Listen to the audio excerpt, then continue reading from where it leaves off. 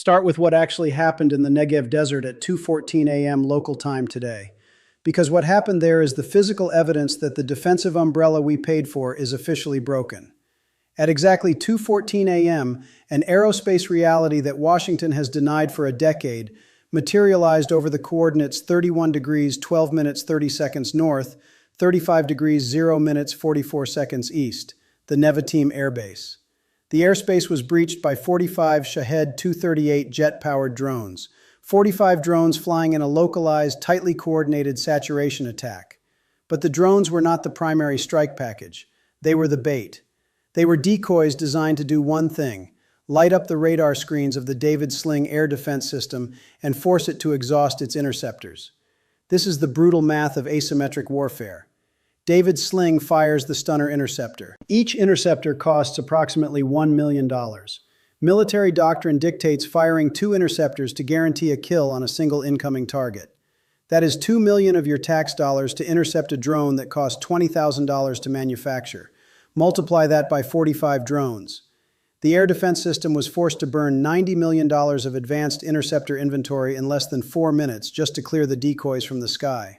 And while the radar was tracking 45 separate targets, the actual payload arrived. Immediately behind the drone swarm came 3 Fatah-2 hypersonic glide vehicles, 3 missiles. When a Fatah-2 enters the terminal phase of its flight, it skips along the upper atmosphere at speeds exceeding Mach 15. At that velocity, the kinetic friction between the missile and the atmosphere generates immense heat. It literally tears the electrons from the air molecules surrounding the weapon. The missile wraps itself in a superheated cloud of ionized gas, a plasma sheath. Radio waves cannot penetrate plasma. They are absorbed by it, or they bounce off it erratically. The radar systems powering David's Sling and our own Patriot batteries do not see a hypersonic missile. They see static. They see absolutely nothing until the payload is seconds away from kinetic impact. We fund $1 billion air defense network. We power it with the most advanced targeting algorithms on the planet, and it is rendered completely blind by basic physics. They fired 3 hypersonic glide vehicles, 3 missiles, and the impenetrable shield of the Middle East was shattered. Maxar Technologies satellite imagery captured the aftermath hours later. Reuters field correspondents verified the data from the ground. The missiles bypassed the interceptors entirely. They struck the underground hangars of the base. Sitting on the tarmac were 2 F-35I Adir stealth fighters. The F-35 is a flying supercomputer. It is the absolute crown jewel of our air fleet, costing over $100 million each.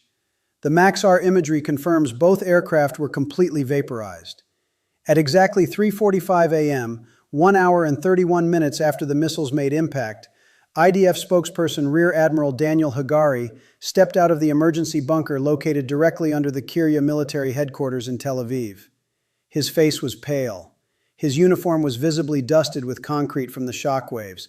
Listen to his exact translated statement. Hagari said, "The red line has vanished. We are no longer intercepting in the sky. We are amputating the hands that fired these weapons at their roots." Read that again. We are no longer intercepting in the sky. That is not a policy shift. That is a military confession. The defensive umbrella has collapsed. But the kinetic strike in the desert was only phase 1. Because a hypersonic breach 6,000 miles away does not just vaporize stealth fighters. It vaporizes markets. And it paralyzes the systems you rely on to survive in your own home. But the kinetic strike in the desert was just the beginning. The real bleeding started when the markets opened and when our own grid went dark. Before the physical missiles even reached their targets, the digital battlefield was already breached right here at home. Between 8:15 p.m. and 9:02 p.m. Eastern Standard Time last night, the emergency infrastructure of our own country was systematically dismantled. The adversary did not need a hypersonic weapon to hit Ohio. They used code. The Iranian state-sponsored group known as Muddy Water executed a coordinated distributed denial of service attack. They did not target the Pentagon.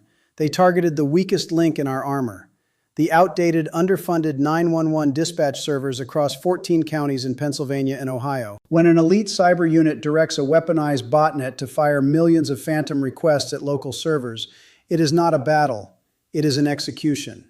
The network suffocated. The screens went black. Dispatchers sat in their chairs looking at dead monitors.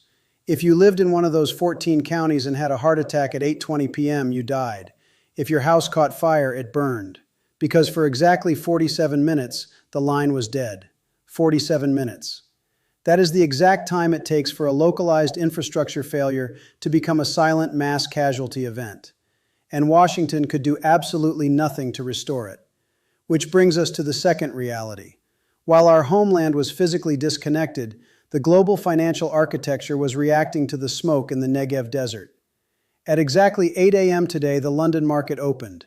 The financial algorithms processed the destruction of our stealth fighters and the paralysis of our defense grid. The response was instantaneous. Global shipping insurance premiums for the Persian Gulf skyrocketed by 450% in a single tick. Brent crude oil instantly spiked to $124.50 a barrel. Let me give you the visceral reality of what those numbers mean for your family. $124 a barrel is not just a digit on a Bloomberg terminal. That is the cost of diesel. And diesel is the blood that moves our entire supply chain. When shipping insurance goes up 450%, commercial cargo ships do not sail into the Gulf. They drop anchor. When cargo ships do not sail, the trucks at our ports have nothing to carry. When the trucks stop moving, the grocery store shelves in your neighborhood empty out in exactly 72 hours. The political establishment knows this brutal math, and the panic is no longer contained behind closed doors. At 7 a.m. this morning, outside the Capitol building, the Speaker of the House, Mike Johnson, stood before a live Fox News camera. He was visibly sweating. Cornered by the reality of collapsing markets and soaring energy costs, he let slip a terrifying confession regarding our national survival. Listen to his exact words. Johnson said, "We cannot buffer this. Our strategic petroleum reserve is depleted to exactly 14 days of functional supply." Let that number sink in. 14 days. The Strategic Petroleum Reserve was built in the 1970s to protect us from exactly this scenario. It is supposed to hold over 700 million barrels of crude oil deep in salt caverns along the Gulf Coast. It is our ultimate insurance policy, designed to keep our military flying and our supply trucks rolling for months if global sea lanes are severed. But it has been continuously drained for years to artificially suppress domestic gas prices for political leverage. The buffer is gone. The insurance policy is bankrupt. 14 days. That means on day 15, the federal government mandates rationing. It means the Department of Defense gets priority fuel allocation, and the commercial trucking industry gets absolutely nothing. Without diesel, our agricultural combines stop harvesting crops. Refrigerated trailers carrying our antibiotics and insulin sit idle in distribution centers. You do not survive on digital currency. You survive on physical goods moved by physical trucks burning physical fuel. The kinetic shield is broken abroad. The digital shield is broken at home. And our economic lifeline has exactly 14 days left on the clock. That is the physical and economic reality bleeding our country dry this morning. But 6,000 miles away from your empty grocery store shelves, a completely different story is being spun by the people who put us in this position. Enter the contradiction. At exactly 5:30 a.m. today, our Secretary of State, Anthony Blinken, disembarked from a C-17 Globemaster at Ramstein Air Base in Germany. He walked over to the traveling press pool. He looked directly into the cameras, and he delivered a statement designed to pacify the algorithms and soothe the morning talk shows. Listen to his exact verbatim words. Blinken said, "We have successfully degraded their launch capabilities by 80%. 80%. When you hear that number, you are supposed to feel safe. You are supposed to believe our multi-billion-dollar strike packages did their job. But that statement was not an intelligence miscalculation. It was not a fog of war anomaly. It was an absolute calculated fabrication. How do we know? Because of what happened before his plane even finished refueling. Exactly 22 minutes after he told the world the enemy was 80% degraded, our own Central Command was forced to issue a catastrophic Code Red alert. A Code Red is not a drill. It means an imminent, uncontained kinetic threat to our naval assets. Iranian ballistic missiles were actively bypassing our Aegis destroyers stationed in the Red Sea. Let me explain what an Aegis destroyer is. It is the floating fortress of our naval supremacy. It is a $2 billion ship funded entirely by your tax dollars, carrying the most sophisticated radar and interceptor arrays ever engineered. And it was actively being bypassed by the very launch capabilities our Secretary of State just claimed were 80% destroyed. If the enemy is actually 80% degraded, They do not have the volume to overwhelm an Aegis combat system. But they did. The missiles flew right past our billion-dollar hulls. Which brings us to the ultimate betrayal. Because while our own officials are lying to us on camera, the rest of the world is quietly reading the real data and running for the exits. At exactly 9 a.m. London time, a classified Downing Street memo leaked to the British press, and it revealed a total catastrophic fracture in our oldest alliance.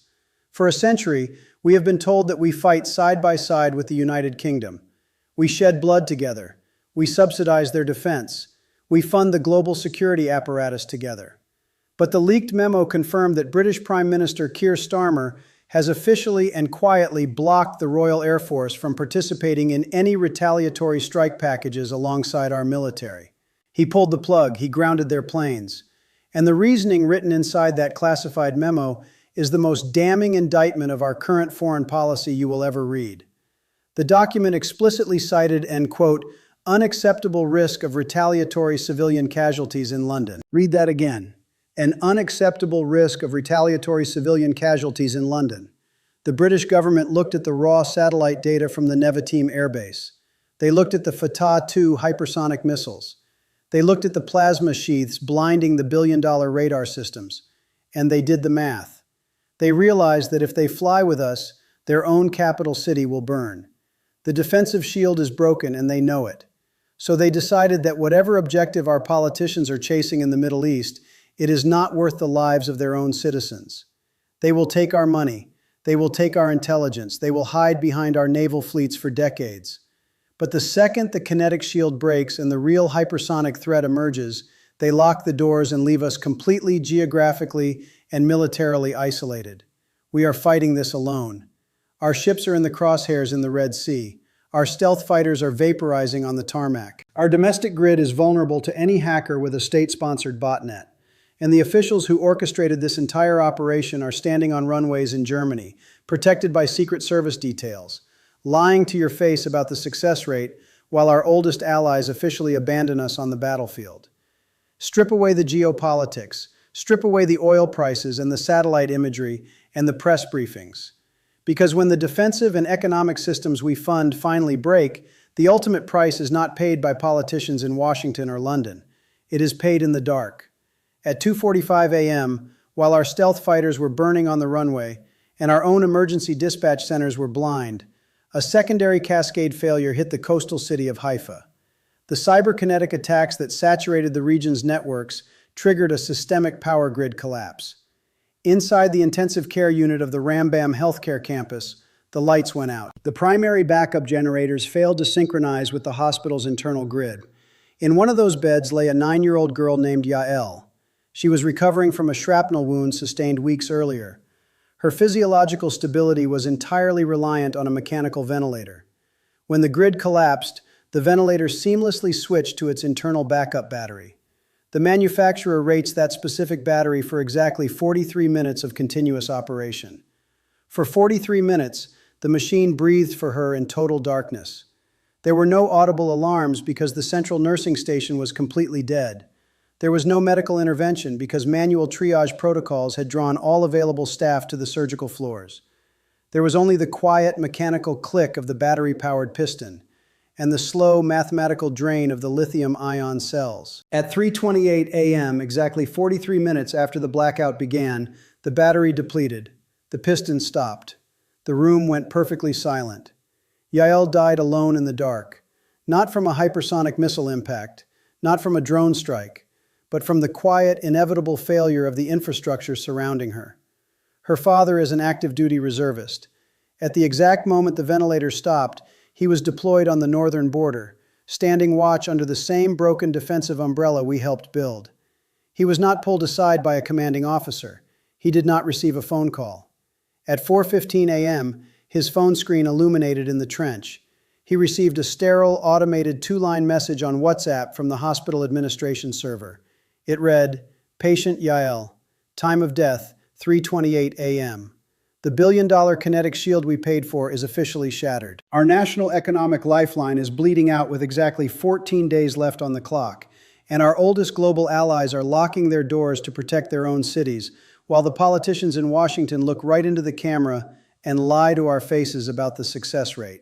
This is not a hypothetical simulation of the future. This is the verified data of the past 24 hours.